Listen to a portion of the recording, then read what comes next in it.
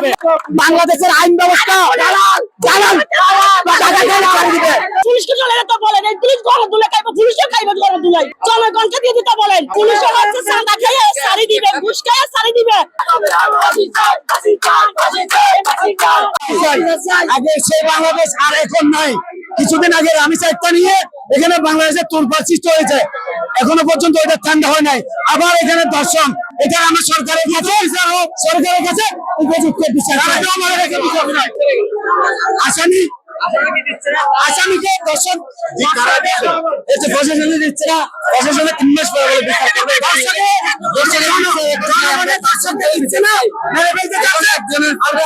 করবে।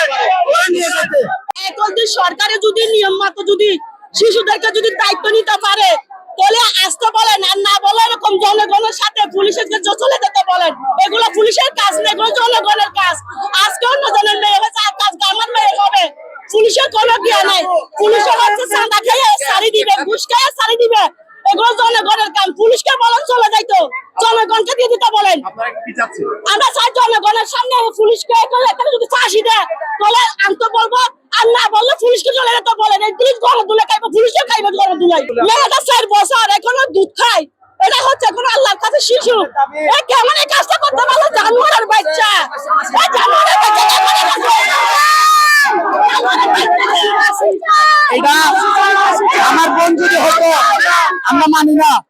যেমন প্রকাশ্যে দর্শন করছে, আমাদের দাবি এমন প্রকাশ্যে ফাঁসি দিতে হবে।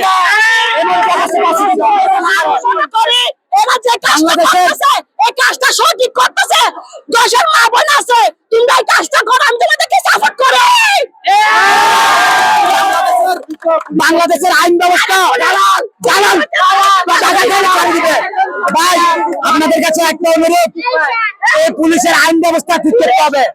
বাংলাদেশে অনেক দর্শন হয়েছে, ছোট থেকে বড় অনেক দর্শন হয়েছে, আজ পর্যন্ত এই দর্শনের বিচার এখন একটা রায় হয় নাই। আমাদের এই ছোট বোনের মাসুম বাচ্চারা দর্শন করছে, এটা রায় হবে না। আমরা জানি প্রকাশ্যে যেমন দর্শন করছে, প্রকাশ্যে ফাঁসি দিতে হবে। আমাদের দাবি প্রকাশ্যে ফাঁসি।